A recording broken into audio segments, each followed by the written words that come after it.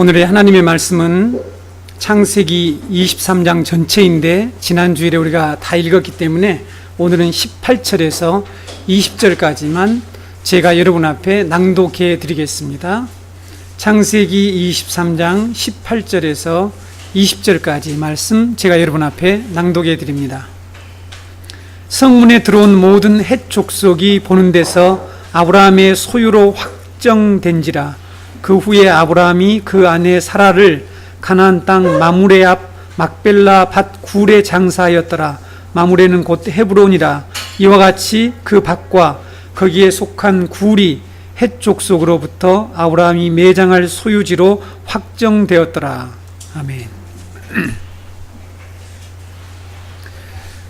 지난 시간에 아브라함이 히타이트 족속이죠. 헷 족속으로부터 사라의 매장지 막벨라 굴을 매입하는 사건 속에 어떤 구원의 진리, 구속사적인 의미가 들어있는지를 해석하기 위해서 우리가 기초작업을 좀 했습니다. 그 기초작업이 성경의 중심을 이루고 있는 이 땅의 약속, 땅의 신학에 대한 말씀을 여러분들과 함께 나누었죠. 좀 기억이 나시는지 모르겠습니다. 일주일 동안 잊으셨으면 다시 한번 그 말씀을 기억하시기 바랍니다. 하나님께서 역사 가운데 이루어 가시는 구원은 범죄로 인해서 하나님의 땅, 즉 에덴에서 추방된 인간들을 다시 그 땅으로 돌아가게 하는 것이다 라고 구원을 정의했습니다. 다시 말씀드리면 저주받은 땅에서 고통하며 신음하며 살고 있는, 즉 방랑자로 살아가고 있는 우리 인간들을 예수 그리스도의 십자가와 부활을 통해서 새 땅으로 우리를 인도하는 것, 이것이 구원이다. 그래서 우리가 처음부터 구원은 에덴의 회복이다 라는 말씀을 반복해서 여러분에게 말씀드렸습니다. 우리는 예수 그리스도의 십자가와 이 부활의 사건을 우리의 죄를 대속해 주신 속죄의 사건으로만 간단하게 정의하고 이 표현하는 경우가 많죠. 그렇지 않습니까? 우리가 예수 그리스도의 십자가 부활 사건은 우리의 죄를 대속하신 사건이다.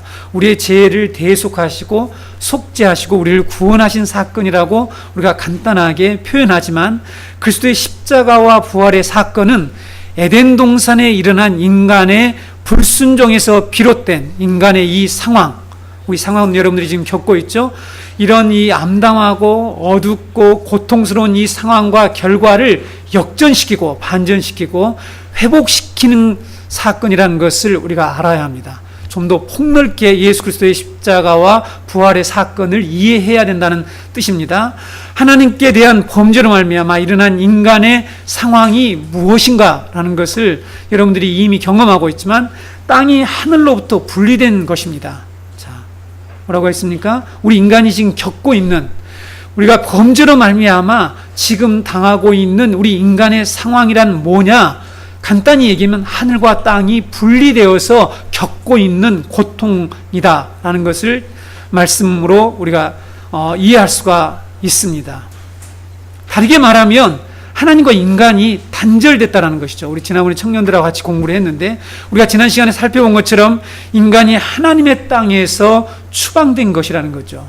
그래서 땅이 저주를 받은 것, 이것이 지금 우리가 겪고 있는 인간의 상황입니다. 그래서 우리가 살고 있는 이 세상은 이처럼 고통과 죄악으로 신음하고 있다는 것입니다.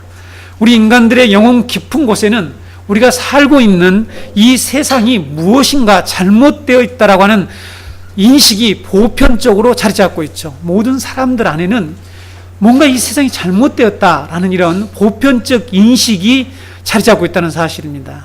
사람들의 감각이 점점 죄악으로 말미암아 무디어져서 이런 잘못된 상황을 당연한 것으로 생각하는 그런 경향들이 있기는 하지만 이 세상은 뭔가 지금 뒤틀려 있고 잘못되어 있다는 것을 모두가 경험하고 있고 실제로 느끼고 있습니다. 성경은 사람들이 이처럼 보편적으로 인식하고 경험하는 이런 잘못된 상황, 잘못된 세상의 원인이 무엇인가, 무엇 때문인지, 그리고 우리가 이런 상황에서 구원받을 수 있는 길이 무엇인지를 가장 일관성 있게 잘 들으셔야 합니다. 가장 일관되고 합리적으로 밝혀주고 있는 책입니다. 성경이 그렇고 우리 기독교는 그 진리를 우리에게 가르쳐 준다는 것이죠. 그래서 성경을 믿는 기독교는 종교가 아니고 진리다라고 제가 누누이 여러분에게 말씀을 드렸습니다. 우리가 기독교를 잘못 종교로 이해하고 믿게 되면 종교인이 될 가능성이 많습니다. 구원을 받지 못하고 종교인으로 전락할 가능성이 많다는 거죠. 성경은 이처럼 사람들이 보편적으로 인식하고 있는 이 경험들을 자기들이 어둠 가운데 있기 때문에, 복음을 듣지 못했기 때문에, 하나님의 말씀을 알지 못하기 때문에 그 이유를, 그 원인을 알지 못하고 있죠. 그러나 성경은 이러한 내용을 분명하게 우리에게 가르쳐주고 있습니다. 우리는 이 구원의 진리를 배우기 위해서 교회에 나오는 것이죠. 그래서 저는 이 시간에 여러분들에게 어떻게 해서든지 여러분들에게 성경 안으로 데리고 들어오는 것이 목표입니다. 가십거리들은 전혀 얘기하지 않습니다. 네이버에 가면 너무나 잘 나와 있기 때문에, 네이버를 열면 신문에 수십 장의 신문이 딱 떠서 그것을 일순간에 다 보면서 여러 가지 내용을 볼 수 있는데, 그 내용을 제가 여러분에게 전하려고 이곳에 서 있지 않습니다.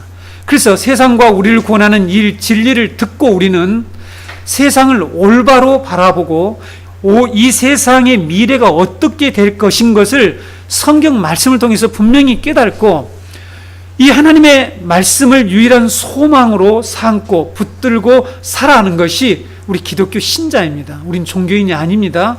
그런데 세상을 구원하는 이 진리를 전하지 않고, 제가 주중에 세계관 공부반에서 들은 얘기인데, 씨앗 헌금을 내면 하나님이 100배로 갚아주시고 복을 받을 것이다 라는 이런 집회를 하고, 거기에 많은 사람, 이런 인간적인 욕망을 부추기는 엉터리 같은 이런 메시지가 선포되는데, 그곳에 많은 사람들이 몰려가서 거기에서 그런 메시지를 듣고 실제로 헌금을 내고 복을 받겠다고 하는 이런 일들이 벌어졌다는 것이죠. 씨앗 헌금을 내고 100배를 받겠다. 내가 어떤 헌금, 일정한 헌금을 냈는데 100배를 돌려준다는 것은 사기입니다. 사기. 자, 이 얘기를 잘 들으셔야 합니다. 지금 우리들 중에도 어쩌면 은근히 종교인의 어떤 마음으로 주님 앞에 자꾸 다가가려고 하기 때문이에요. 그렇죠? 저도 이 물을 빼느라고요, 목사인 저도 너무너무 오랜 시간이 걸렸습니다. 제가 예전에 배웠던 것이 모두 그런 내용이니까, 우리가 하나님께 어떤 일을 하면 하나님께서 우리에게 복을 주신다라는 이런 내용, 우리의 욕망을 채워주는 것이죠. 내가 원하는 것을 해결해 주시는 분으로 하나님을 계속 배워왔습니다. 그것이 내 믿음 속에 깊이, 내 신앙 속에 자리 잡고 있단 말이죠. 그래서 나는 자꾸만 그런 식으로 하나님을 믿으려고 했다는 거죠. 여러분, 씨앗 헌금은, 일정한 씨앗 헌금을 했는데 그것이 100배로 준다, 이건 사기입니다. 내가 100만을 내고 100배로 받겠다는 것은 투기죠, 투기. 근데 여러분, 한국 교회가 지금 이런 일을 하고 있습니다. 근데 그 씨앗 배가 어디서 나옵니까? 하나님의 나라 얘기하는 거거든요. 하나님 나라의 말씀, 복음을 심었더니 30배, 60배, 100배를 심다, 좋은 땅에, 이 얘기를 하는데 씨앗 헌금을 했더니 100배로 받았다. 그래서 지난주 중에 수천만의 헌금이 들어왔다는 이 얘기까지를 듣고는 제가 기절을 하지 않고 여기까지 온 것이 천만 다행입니다. 너무 마음이 아프죠. 우리 한국 기독교의 수준이 이 정도입니다. 세상 사람들이, 사회학자나 이런 조금만 생각 있는 사람들이 보면 그건 투기고 사기죠. 하나님은 투기꾼입니까? 우리에게 투기하라는 것입니까? 말도 되지 않은 소리를 강단에서 선포하고 있는데, 그 얘기가 우리 인간의 이 욕망을 만족시켜주기 때문에 사람들이 그것을 듣고요, 헌금을 해요. 그래서 수천만의 헌금이 나와요. 놀랍죠? 성도 여러분, 그런 엉터리 같은 말에 결코 현혹되어서는 안 됩니다. 성경이 가르치는 복음이 무엇인지를 정확하게 배우셔야 합니다. 오늘 저는 여러분에게 아브라함이 히타이트족 속으로부터 막벨라 굴을 산 사건이 어떻게 그리스도의 십자가와 부활로 연결되는지를 여러분에게 정확하게 말씀을 드릴 것입니다. 우리 교회에 처음 나오신 분들이 있으시기 때문에, 오늘도 처음 나오시고 최근 나오신 분들이 있기 때문에 잔소리 같은 얘기를 다시 한 번 더 하는 것을 용서해 주시기 바랍니다. 근데 이건 매우 중요한데, 무슨 얘기 할 건지 아시죠? 네. 성경을 몰라도 잘 들리는 설교, 들을 수 있는 설교는 무슨 설교라고요? 나쁜 설교다, 좋은 설교가 아닙니다. 그건 강연입니다. 강연 백도실에 가서 보시기 바랍니다. 성경 얘기하지 않는데 너무나 쏙쏙 잘 이해가 되고 너무나 좋지 않아요? 네, 그것은 좋은 설교가 아닙니다. 성경을 알아야 들을 수 있고 성경을 알아야만이 내 마음이 움직이는 감동이 있는 설교, 성경을 알아야 합니다. 그것이 좋은 설교라는 것을 꼭 기억하셔야 합니다. 오늘도 여러분들이 성경을 알지 못하면 이 말씀이 어렵구나 하는 이런 생각들이 들 수도 있다는 것이죠. 그래서 여러분 자세히 들으셔야 합니다. 성경을 알아야 이해할 수 있는 이 감동할 수 있는 설교를 제가 준비해 왔다는 것입니다. 그러니까 기대하시고 자세히 들으셔야 합니다. 오늘 사건은 매우 중요한 하나의 새로운 시점이 시작된다고 그랬죠. 제가 지난번에 창세기에 두 역사를 얘기하면서 이 두 번째 역사 중에서 새로운 시점, 새로운 기점이 전환점이 되는 중요한 사건이라고 제가 여러분들에게 언급해 드렸습니다. 땅을 상실한 자들에게 다시 땅을 선물로 주시겠다고 약속하시고 하나님이 약속하신 땅을 차지하게 만드는 일이 무엇이라고요? 그것을 구원이라고 말하나요? 성경이 말하는 구원이라고 말한다는 것을 여러분들이 명확하게 기억하고 있으셔야 합니다. 우리가 이미 배운 것처럼 예수 그리스도의 구속 사건을 통해서 이 세상이 낙원으로 회복된다는 것, 이것이 기독교의 아주 중심된 진리입니다. 뭐라고요? 땅이, 이 세상이 하나님으로부터 분리된 이 땅이 하나로 하늘과 통일되는 것, 이것이 구원이다라는 것이 성경이 가르치고 있는 핵심 진리라는 것입니다. 제가 지금 여러분들에게 선문답 같은 얘기를 하려는 거 아닙니다. 철학적인 얘기를 하려는 것이 아니라 성경에 기록된 내용들을 여러분들에게 통합시켜서 구원이 무엇인가, 그리고 이 성경의 커다란 맥락 가운데서, 문맥 가운데서 아브라함이 막벨라 굴을 산 이 사건이 어떤 뜻이 있는가 좀 뜻을 알고 믿자는 것입니다. 교회를 오래 다녔는데 이 사건은 다 알고 있는데 이 사건의 의미를 제대로 알고 있는 사람들이 그렇게 많지 못하다는 것이죠. 그러니까 성경을 모르니까 씨앗 헌금해서 100배를 준다는데, 그런 데에서 제가 이게 한두 번이 아니에요. 이 사건을 겪은 것은 한두 번이 아닙니다. 수많은 성도들이 저에게 와서 그 얘기를 해주더라고요. 그래서 당신이 문제다. 헌금 낸 당신도 문제다. 당신도 투기하려고 하는 마음이 있었기 때문에 낸 거지. 왜 내냐? 그런 경우가 있냐? 그럼 나도 하겠다. 10만 원 했는데 100만 원 했는데 100배를 준다라면 그것처럼 좋은 일이 어디 있냐? 빌려다 당장 낸다. 근데 하나님 그렇게 해준 적이 없습니다. 그래서 여러분, 성경을 모르게 되면 그런 미혹된 가르침을 따라갈 수밖에 없다는 사실이죠. 왜 이 수많은 기독교 신자들이 잘못된, 성경이 말하고 있지 않는 그 내용을 듣고 따라가느냐 하는 이 문제라는 사실이죠. 지난 시간에 말씀드린 것처럼 창세기는 두 역사로 구분된다고 그랬죠. 1장에서 11장까지는 범죄한 인간들이 하나님의 땅에서 쫓겨나서 땅을 상실한 그 역사에 대해서 기록하고 있다는 거죠. 물론 거기에 종종 중간중간에 하나님의 구원의 역사, 새 창조의 역사를 하나님께서 말씀하시고 있지만 전반적으로 1장부터 11장까지는 땅을 상실한 사건, 범죄로 말미암아, 하나님께 불순종으로 말미암아 땅에서 추방되는 이 사건, 땅을 잃어버리는 사건, 노아홍수 사건도 땅을, 모든 범죄한 인간들이 땅을 상실하는 사건이라고 제가 여러분에게 해석해 드렸습니다. 그리고 두 번째 12장에서 50장까지는 땅에 대한 하나님의 약속을 처음으로 받은 이 아브람과 그의 후손들이 어떻게 땅에 대한 이 소망을 붙들고 살아갔는지, 어떻게 이 땅을 주실 것이라는, 땅을 차지하게 될 것이라고 하는 그 기대 속에서 살아갔는지, 그 믿음의 역사를 기록하고 있다.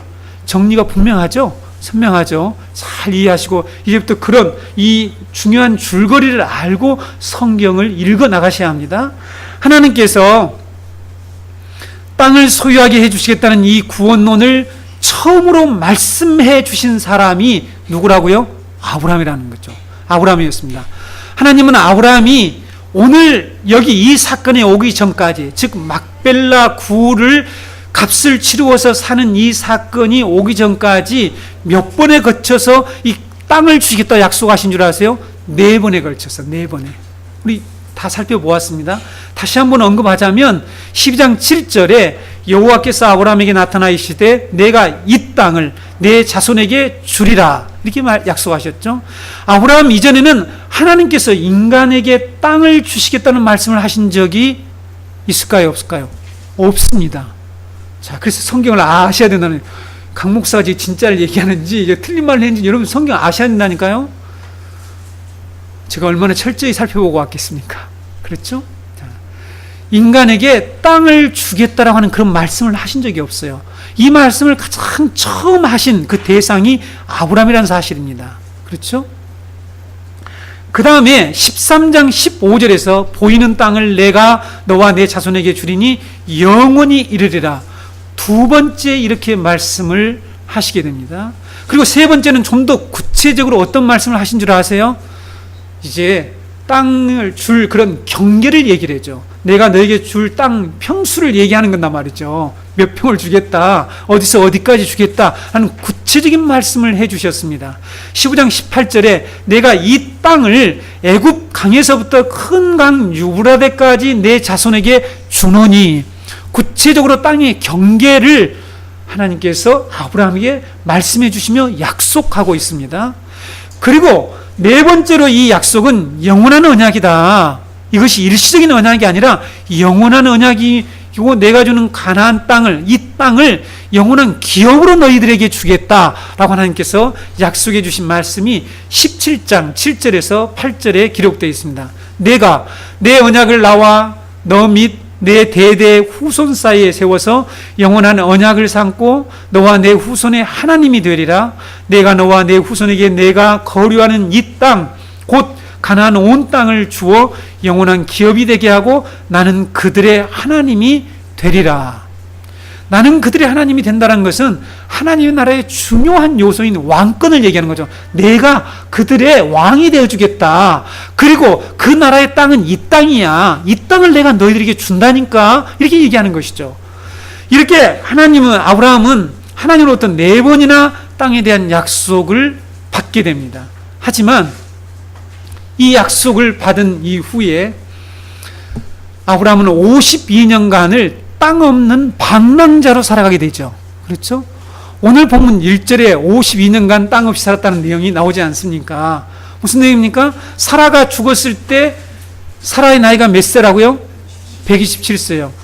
아브라함은 사라보다 몇 살 더 많습니까? 예, 10살이나 더 많죠. 그러니까 137세였다는 것입니다. 아브라함이 갈대아 우르에서 하나님으로부터 부름을 받고 창세기 12장에 하나님께서 이 약속을 해 주실 때가 몇 살이라고요? 12장 4절 75세.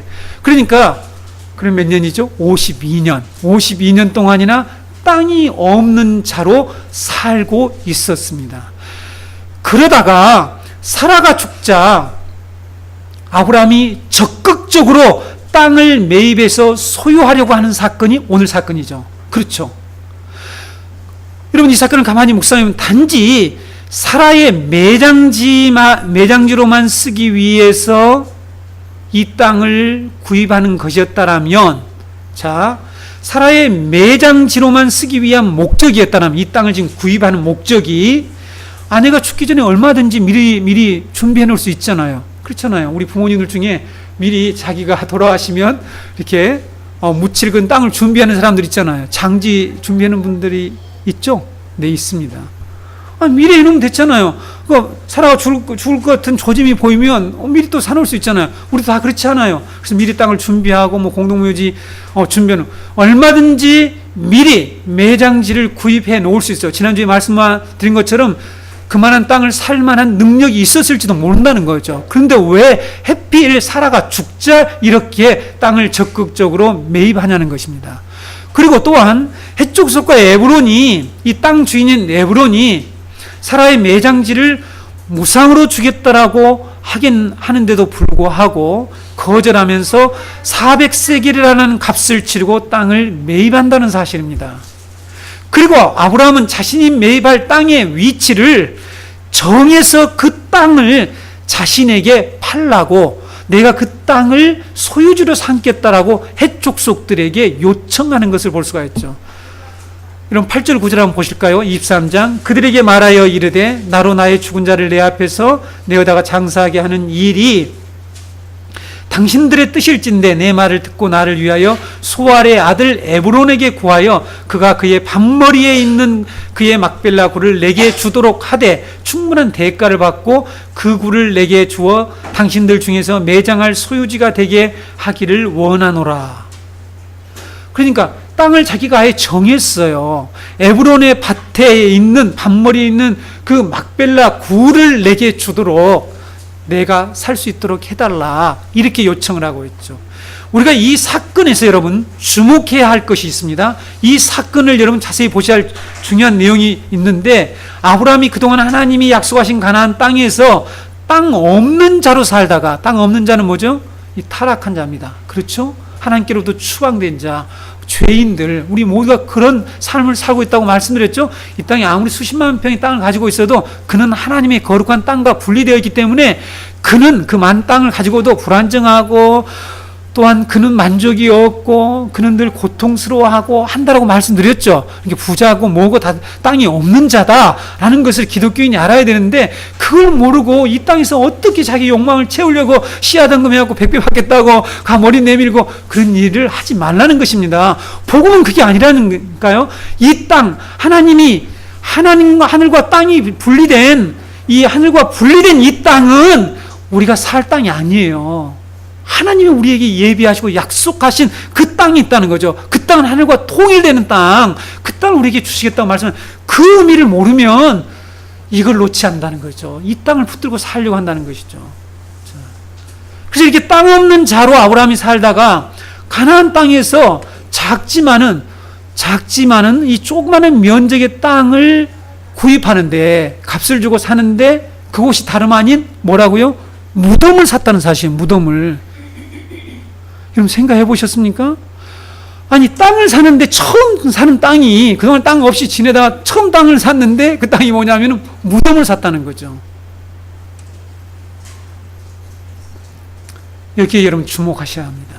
아브라함이 사라의 무덤을 사는 사건에서 핵심적인 내용이 무엇인가 하면, 막벨라 굴을, 이 무덤이죠, 무덤. 무덤입니다. 매장지로 삼으려고 했으니까 이 무덤을 값을 치르고 법적인 소유권을 획득하려고 했다는 거예요. 이 사건의 핵심이 뭐라고요? 이 무덤을 법적인 소유권을 획득하려고 하는 거, 이것이 이 사건의 핵심이고 본질이라는 사실입니다. 아브라함이 막벨라 굴을 충분한 대가를 지불하고 사겠다라고 할 때에 막벨라 굴의 주인인 에브론이 성문에 들어오는 모든 사람들을 듣는 데서, 그러니까 사람들이 증인들입니다. 듣는 데서 내가 무상으로 제공하겠다라고 아브라함이 얘기를 했죠. 11절에 그렇게 기록되어 있지 않았습니까? 내 주여, 아브라함에게 하는 얘기입니다. 그리 마시고 내 말을 들으소서. 내가 그 밭을 당신에게 드리고 그 속의 굴도 내가 당신에게 드리되, 내가 내 동족 앞에서 당신에게 드려오니 당신의 죽은 자를 장사하소서. 사겠다고 하는데 그냥 드립니다. 밭도 주고 굴도 주니까 가지세요. 거기다 그냥 장사하세요.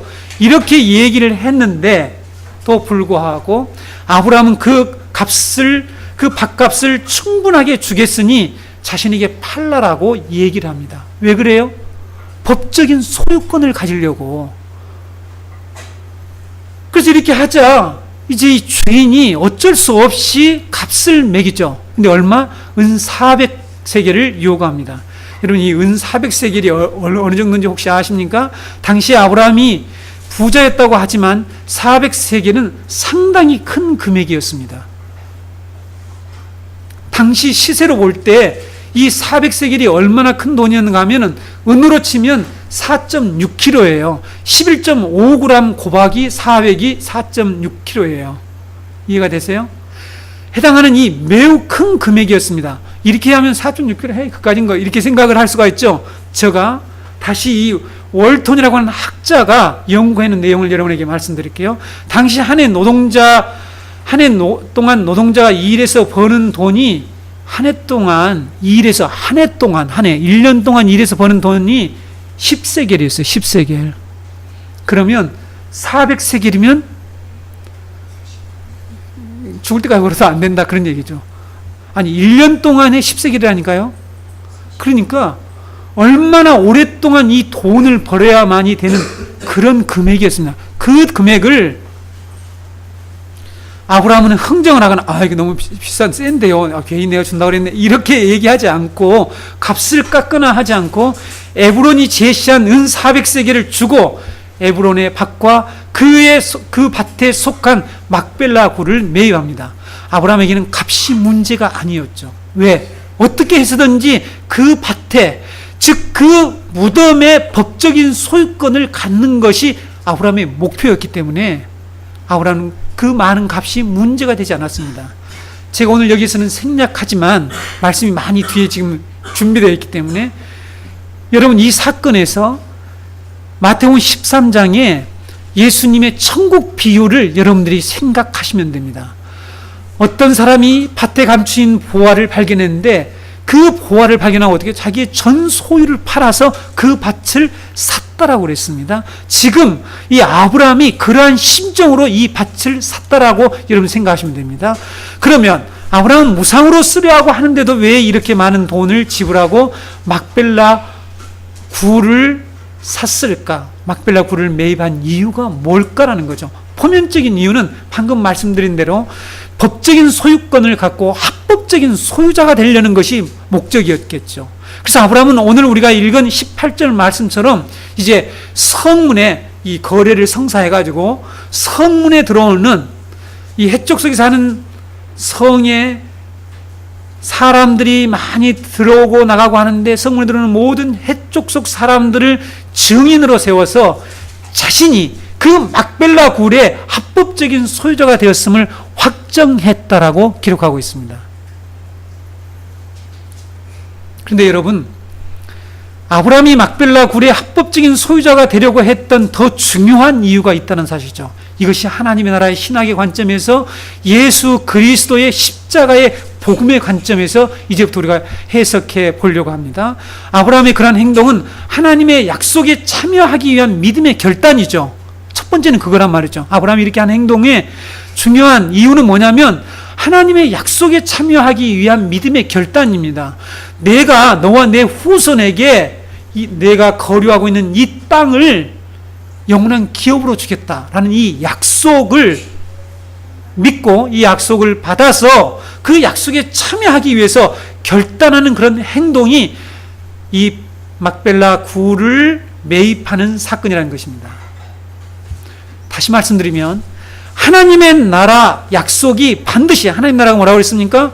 이 땅을 주고 내가 너희의 왕이 되었다, 하나님이 되어주겠다, 그리고 내가 너희 이 땅에다가 많은 후손을 주겠다, 바다의 모래같이 하늘의 별같이 많은 자손을 주겠다라고는 이 하나님의 나라의 세 가지 요소, 왕권과 씨와 백성과 이 영토 약속을 하나님께서 아브라함에게 해주셨는데 이 약속이 반드시 성취될 것, 실현될 것을 믿고 약속의 땅에 아주 작은 부분이지만 기꺼이 자기가 모든 대가를 지불하고서라도 내가 그 땅의 합법적인 소유자가 되려고 했던 사건이 이 사건이라는 것입니다.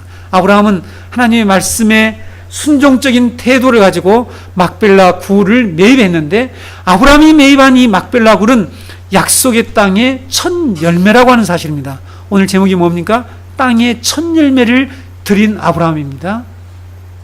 이게 무슨 말인가 하는 것을 여러분들이 잘 이해하셔야 합니다. 아브라함은 하나님의 약속을 믿고 그 말씀에 순종함으로써, 그 말씀에 순종했죠. 무슨 약속이에요? 그 약속, 땅을 주시겠다는 약속에 순종해서 땅의 첫 열매를 하나님께 바치는 행위가 이 땅을 사는 행위라니까요. 자, 잘 들으시면 성경이 지난주에 말씀드린 것처럼 통합화되고 연결돼서 그렇구나, 이렇게 여러분들이 동의하게 됩니다. 막벨라 굴을 값을 주고 법적인 소유권을 획득하는 그의 행동은 자신과 자기 후손들이 하나님이 약속으로 주신 가나안 땅 전체를 소유하게 될 것이라고 하는 것을 보증하는 일이었다니까요. 보증을 서는 일이라. 여러분, 보증 선다는 말 아시죠? 자, 제가 신구약을 어떻게 설명해 나간지 여러분들이 잘 들으시기 바랍니다. 그러므로 막빌라 밭은 가나안 땅 전체를 대표하는 담보물이었습니다. 아브라함은 단순히 아내 사라의 매장지를 구입한 것이 아니고 장차 가나안 땅 전체를 하나님이 주실 것이며 차지하게 될 것을 믿음으로 확증하는 첫 열매를 바쳤다는 사실입니다. 자, 여러분, 첫 열매가 성경에 나옵니다. 첫 열매가 성경이 중요하게 나오는 사상이에요. 그렇죠? 하나님이 첫 열매, 첫 것을 바치라고 하는 사건 아시죠? 애굽에서 하나님이 이스라엘을 구속해낼 때에 애굽에 있는 모든 첫 것들, 장자들을 다 주겠습니다. 그 짐승이고 뭐고 모두 다 첫 것을 주겠다는 거죠. 그렇죠? 첫 것이 희생됨으로써 그들이 이렇게 나오게 됩니다. 그러나 이스라엘 장자들만 그 피 때문에, 양의 피 때문에 구속을 받게 되는 사건 아시죠? 여러분, 이 첫 열매가 의미하는 게 뭡니까? 첫 열매가 의미하는 것은 첫 열매가 맺으면 뒤이어서 모든 열매를 수확하게 될 것이라는 것을 보증하는 거예요. 첫 열매는 이 나무가 열매를 맺을 거다. 이 나무에서 열매가 계속 열릴 것이고 그 열매를 우리가 수확하게 될 것이라는 것을 보증하는 것이 첫 열매라는 것입니다. 우리는 이 첫 열매 사상을 일명 부활장이라고 하는 고린도전서 15장에서 발견하게 되죠. 사도 바울이 예수님의 부활을 그리스도에게 속한 죽은 자들의 첫 열매라고 말씀하는 것을 여러분 기억하시죠? 고린도전서 15장 20절 보실까요?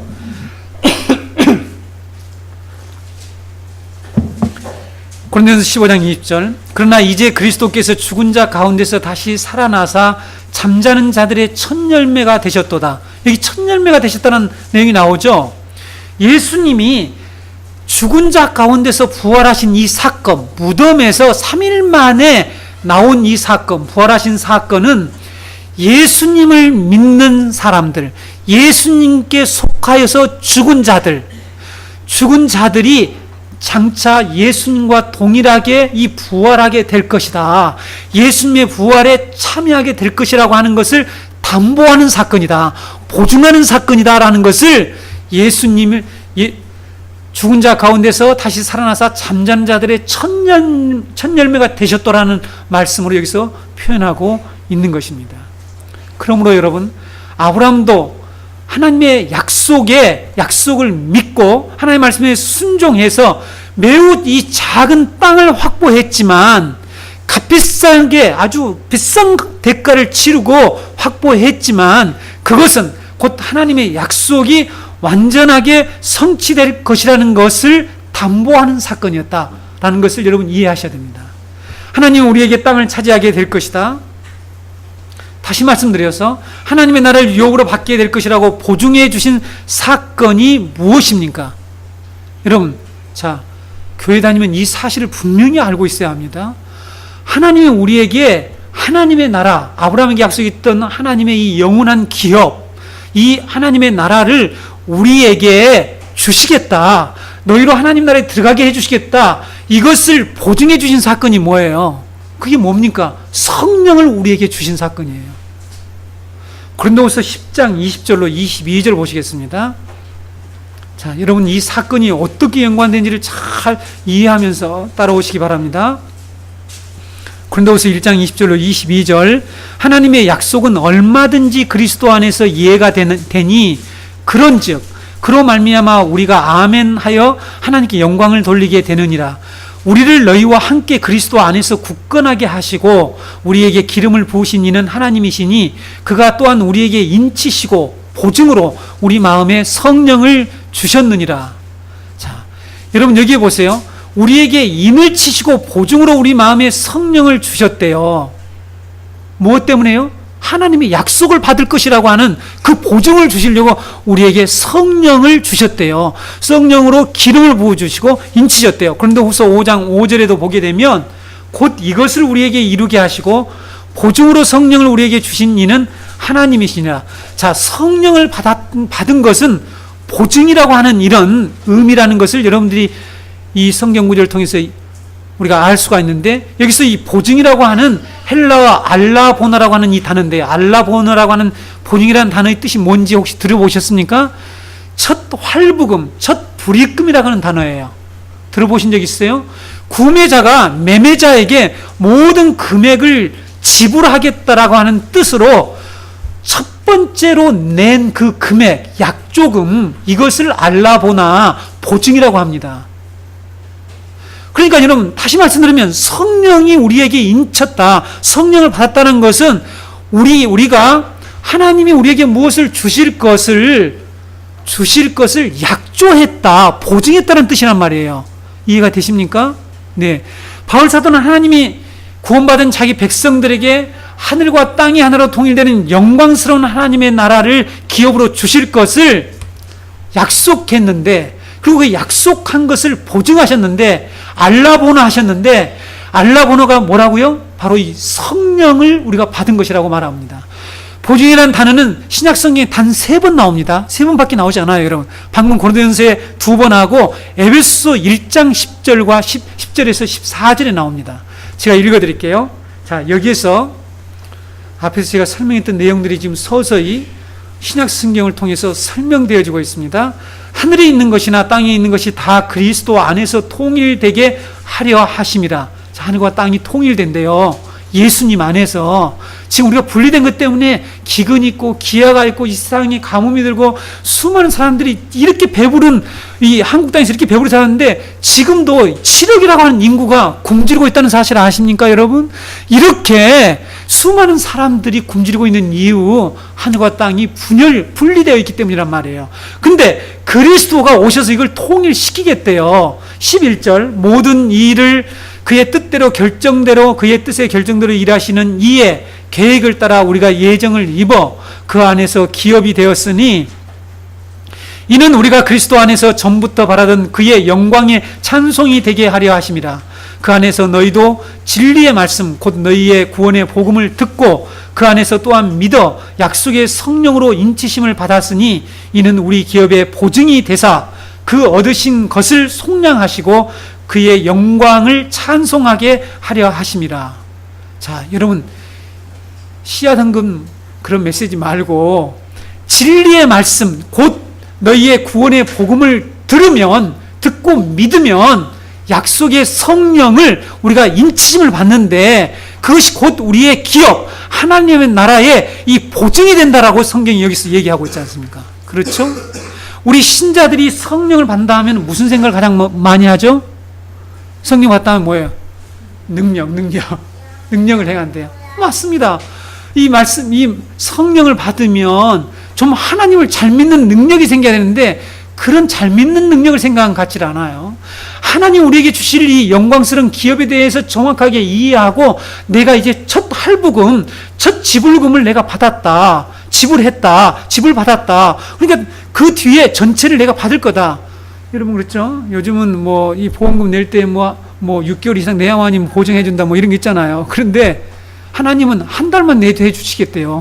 네? 첫 보증금, 첫 할부금, 첫 열매를 바침으로 말미암아 하나님께서 모든 것들을, 이 영광스러운 기업을 우리에게서 주시겠다고 담보하시겠다는 거죠. 그것이 성령이라니까요. 그래서 여러분, 성령하면 능력을 하고 은사 이렇게 생각하지 말고 하나님의 나라를 기업으로 주시겠다는 이 계약금을 우리에게 주신 것을 가장 먼저 기억해야 됩니다. 여러분이 성령을 받았다면 하나님의 나라를 믿는 거예요. 믿어야 되는데, 하나님 나라를 받을 그 영광스러운 기업을 받고 영광스러운 하나님 찬송이 되려고 하는 것이 아니라, 내가 무슨 힘을 쓰고 뭐 귀신을 쫓고 뭐 능력을 나타내고, 이것은 다 2차적이고 부수적인 것이란 말이죠.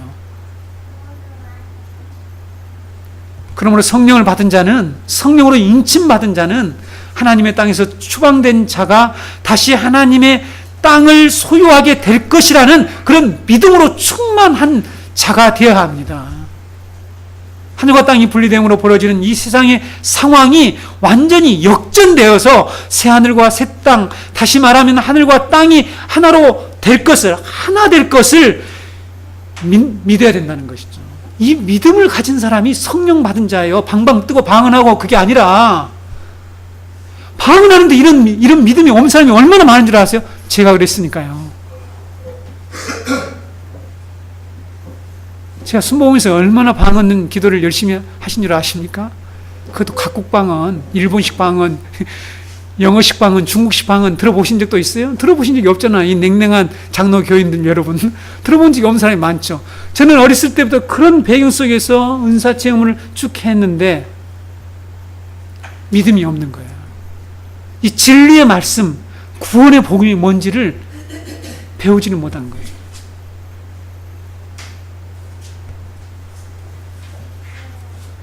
다시 여러분 창세기 본문으로 돌아가서 서두에서 아브라함이 땅 없는 자로 살다가 처음으로 가나안 땅 일부를 샀는데 그 땅이 뭐라고요? 무덤, 매장지를 샀다는 거. 이것이 왜 그렇게 중요하냐는 거죠. 우리는 이제 아브라함이 무덤을 가나안 땅의 첫 열매로 삼았다라고 하는 이것이 그리스도의 십자가와 부활과 어떻게 연관되는지를 말씀드리고 이제 말씀을 마칠 건데요. 창세기는 아브라함이 산 막벨라 굴에 아브라함 자신, 지난주에 살펴보았죠. 아브라함 자신뿐만 아니라 사라, 이삭, 리브가, 그 다음에 레아, 야곱이 바로 여기에 장사 지내게 묻히게 된다라고 성경이 기록하고 있었습니다. 여기에 바로 부활 신앙의 모티브가 들어있는 것이죠. 왜 그들이 여기에 다 묻혔을까? 요셉도 마지막 여러분 창세기 10장 이후에는 땅의 얘기를 하고 있다는 것을 여러분들이 잘 아셔야 합니다. 창세기 50장 마지막 부분에 보게 되면 어떤 사건이 나옵니까? 요셉이 애굽에서 죽어요. 총리를 하다가 죽게 됩니다. 형제들보다 먼저 죽게 되죠. 그래서 내가 죽게 되면 하나님께서 당신들을 여기에서 가나안 땅으로 반드시 다 인도에 갈 것인데 그때 나의 해골을 꼭 가지고 올라가라. 이것을 부탁하는 내용이 마지막 내용이에요. 땅의 얘기입니다. 땅의 얘기. 이 무덤 얘기를 하는 거죠. 이 자기를 어디에다 장사 지낼 것인가 그 얘기를 하는 거죠. 아마 요셉도 여기서 막벨라굴을 언급하고 있지 않지만 분명히 그 막벨라굴에 나를 갖다가 묻어달라 이 얘기를 한 것으로 그들은 이해를 했을 것입니다. 조상들이 계속 그렇게 묻혀왔으니까요.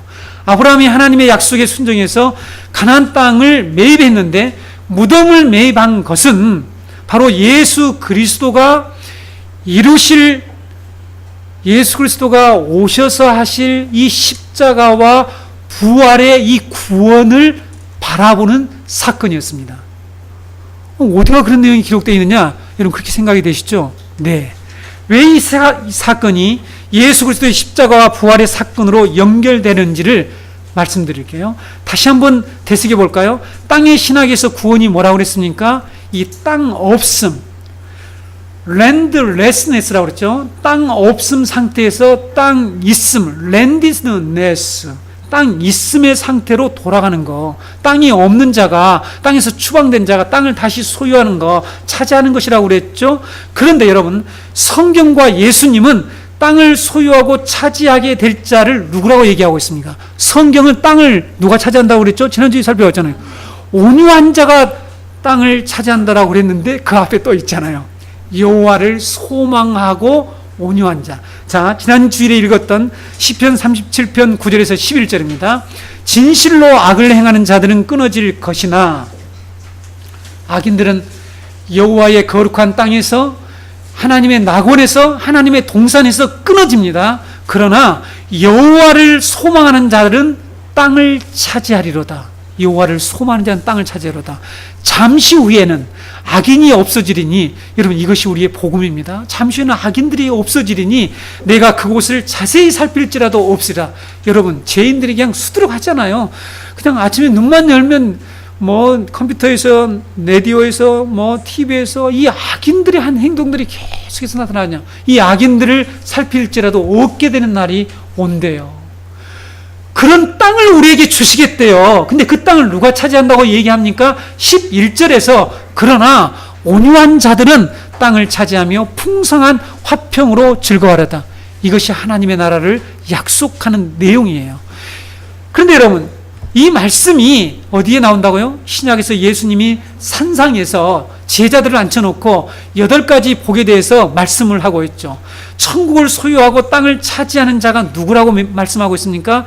마태복음 5장 3절에 심령이 가난한 자는 천국이 그들의 것이며 그랬죠. 애통하는 자는 복이 있나니 위로를 받을 것이며 그랬죠. 온유한 자는 복이 있나니 그들이 땅을 기업으로 받을 것입니다. 물론 그 뒤에 나오는 말씀도 여러분 잘 아시겠지만 이 3가지 말씀만, 이 3가지 복만 가지고 여러분들이 땅의 신학과 연결을 시켜보자는 거죠. 심령이 가난하게 된다는 것이 뭡니까? 여러분 심령이 가난하게 된다는 게 뭡니까? 도 닦고 가만 앉아서 마음을 비우고 뭐 마음을 클리닝, 요즘 마음 클리닝 뭐 이런 거 모악산에 갔더니 그런 또 공간들이 요즘 잘 만들어져 있더라고요. 모악산 입구에 못 보셨습니까? 지금 못 보셨다는 것입니까? 왜 관심 없이 보시는 것입니까? 자세히 좀 보시라니까요. 그런데 가서 마음 클리닝 이렇게 해서 심령이 가난하게 된다는 것입니까? 심령이 가난하게 된다는 것은 시편 37편 쪽으로 해석하면 오직 여호와 하나님을 소망하는 마음이에요. 하나님의 구원을 간절히 사모하는 마음이에요. 이것이 심령이 가난해지는 거예요. 하나님의 구원을 간절히 사모하는 거, 여호와만을 소망하는 거, 이것을 심령이 가난한다는 거죠. 그런데 다른 것을 소망하면 심령이 부요해진다니까요. 그래서 심령이 가난해지지 않아서 천국이 그들에게 소유가 될 수가 없다니까요. 성경 그렇게 말씀하고 있습니다. 애통하는 것이 무엇입니까?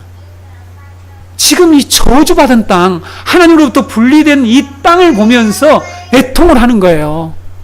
애통을 해요. 얼마나 애통할 일이 많습니까? 너무 많죠?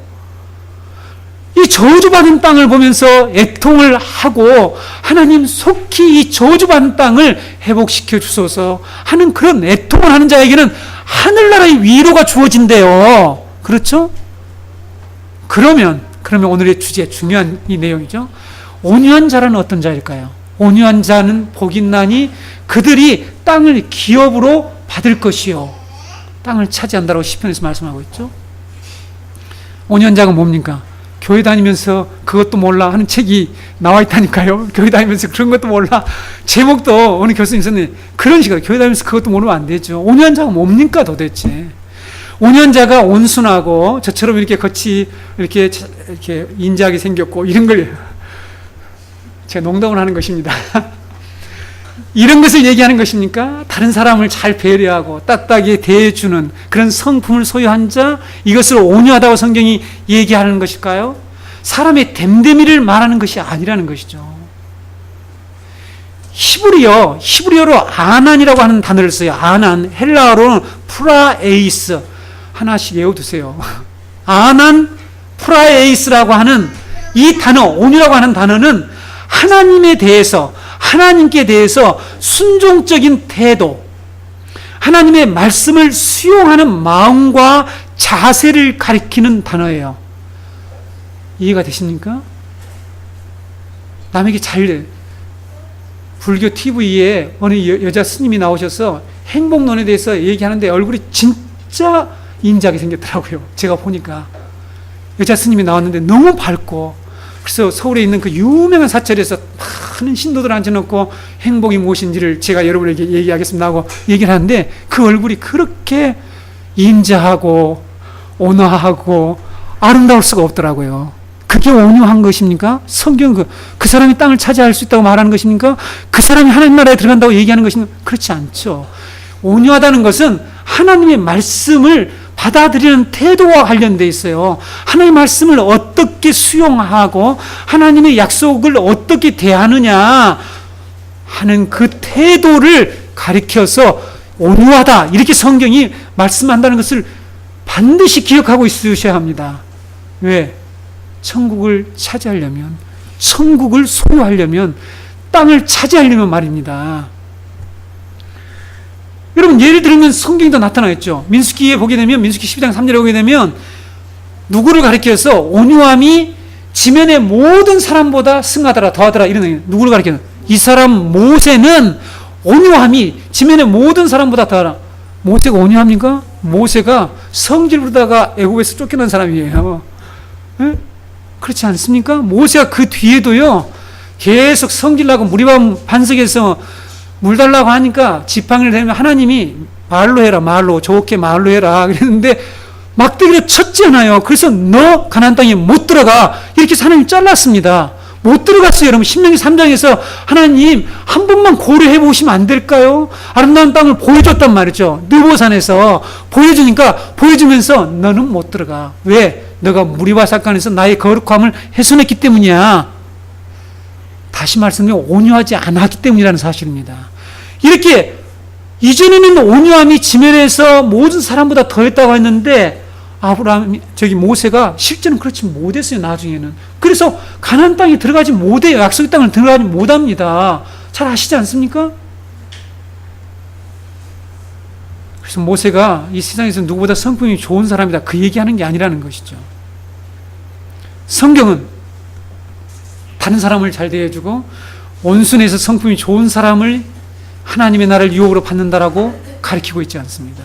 성령의 9가지 열매에도 온유라는 단어가 나오잖아요. 그렇죠? 이 온유라는 단어가 똑같은 프라에이스라고 하는 단어예요.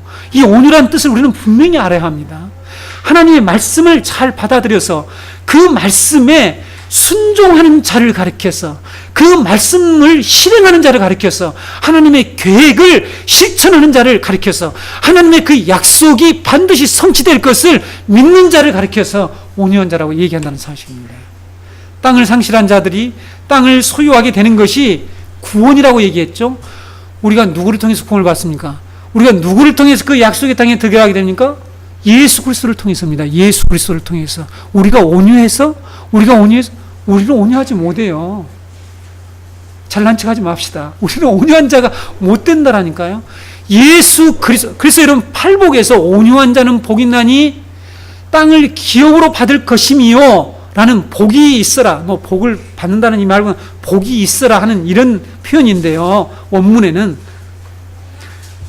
우리가 하나님의 나라, 이 영원한 기업을 누구를 통해서 받습니까? 우리가 온유한 자가 돼서 땅을 차지합니까? 그 영원한 기업을 받습니까? 그렇지 않다라고 성경은 얘기한단 말이죠. 예수님 때문이라고 얘기한단 말이죠. 그러므로 곧 예수님이 온유한 자라는 사실을 우리가 알게 되는 것이죠. 하나님의 말씀에 예수님이 누굽니까? 하나님의 말씀에 철저히 온전히 순종하셔서 십자가를 지신 것이죠. 맞습니까? 그리고 부활의 첫 열매가 되셨죠. 무덤에서 다시 부활하시게 되죠. 그렇죠? 그래서 부활을 통해서 우리 그리스도 안에서 죽은 모든 자들의 첫 열매에 우리의 부활을 보증하고 우리가 하나님의 나라에 들어갈 것을 보증했다는 것입니다. 누가요? 예수님이요. 예수님 누굽니까? 첫 열매라는 사실입니다. 하나님 나라의 첫 열매. 연결이 됩니까? 이해가 되십니까? 이 사건하고? 그러므로 예수 그리스도의 십자가와 부활의 사건은 하나님의 땅에서 추방되어서 저주받은 이 땅에서 방랑하며 신음하며 살아가고 있는 우리들에게 영원한 땅, 하늘과 통일된 새하늘과 새 땅을 소유하게 해주시는 구원의 사건이 예수 그리스도의 십자가와 부활의 사건인데, 이것을 아브라함이 바라보고, 히브리서에 나오지 않아요. 그들이 하나님의 약속을 바라보았다고 그러잖아요. 그래서 고토, 본토, 본래 땅, 이 하나님으로부터 분리되고 하나님으로부터 추방된 그 땅으로 돌아갈 수 있는 기회가 있었지만 돌아가지 않고, 그들이 바로 하나님이 예수 그리스도 안에서 이루실 그 구원, 십자가를 통해서 이루실 그 구원을, 그 약속을 바라보았다고 말씀하고 있지 않습니까? 아브라함과 그의 후손들은 아브라함이 약속의 땅에 첫 열매로 산 이 막벨라 굴, 이해가 되십니까? 왜 무덤을 샀냐는 거예요. 처음 사는데 뭐 무덤을 사. 좀 좋은 집터를 사든지 뭐 다른 밭을 사든지 하지, 다른 땅을 사지. 왜 무덤을 달라고 했냐는 거죠.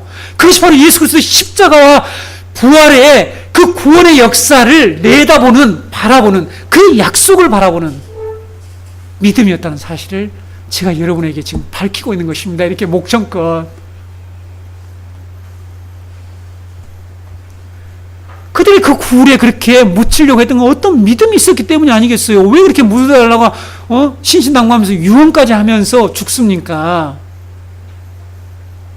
예수 그리스도와 함께 무덤에서 그 첫 열매이신 예수 그리스도가 부활하실 때 함께 줄줄이 사탕으로 함께 다 부활될 것을 믿었기 때문에 그 굴에, 거기에다가 그 첫 열매로 산 그 밭, 우리 조상 아브라함이 산 밭에, 지난번에 우리가 확인해봤죠? 왜 자꾸 샀다는 걸 강조하냐고. 그렇죠? 왜 샀다는 것을 이렇게 강조합니까?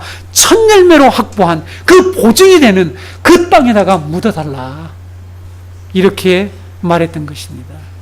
예수 그리스도가 무덤에서 부활하신 것은 영원한 나라를 기업으로 주시겠다는 하나님의 약속을 확정하는, 오늘 모든 증인들 가운데서 아브라함이 막벨라 밭과 구를 자기의 소유로 확정하듯이 예수 그리스도의 십자가와 부활이 우리를 하나님 나라를 유업으로 받을 자로 확정하는 사건이 예수 그리스도의 십자가와 부활의 사건이라는 것을 우리 그리스도인들은 분명히 알아야 합니다. 이것을 믿는 것입니다. 이제 우리도 이 성령의 첫 열매를 받은 자들, 보증, 영어로 first installment라고 하는데요. 이게 첫 불입금입니다. 첫 불입금. 이 보증금을 우리가 받았다는 사실, 이것을 가진 자는요, 성령을 받은 자고, 성령을 받은 자는 이 하나님의 나라에 대한 분명한 믿음을 가지고 살아가게 되는 것입니다. 성도 여러분, 이제 우리는 저주받은 땅에서 많은 것을 소유하며 정착민처럼 살려고 해서는 안 됩니다. 그 사람은 하나님 나라의 보증금을 받지 않는 사람이에요. 그 사람은 성령 인침을 받지 못한 사람일 수가 있습니다. 그 사람은 예수 그리스도가 부활의 첫 열매가 되어서 우리가 장차 부활을 통해서 그 새하늘과 새 땅에서 다시 태어날 것을 믿지 않는 사람일 수가 있다는 거죠. 그래서 여러분, 복음을 분명히 아셔야 합니다. 하나님이 그리스도 안에서 주실 진정한 땅, 이 거룩한 하나님의 나라를 소유하게 될 이 소망을 품고 살아가는, 그래서 우리 이 자리에 모인 모든 성도들, 우리 전 공동체가 온유한 자들의 공동체, 하나님 말씀을 잘 받아들여서 순종하고 실행하는 그런 공동체가 되기를 바랍니다.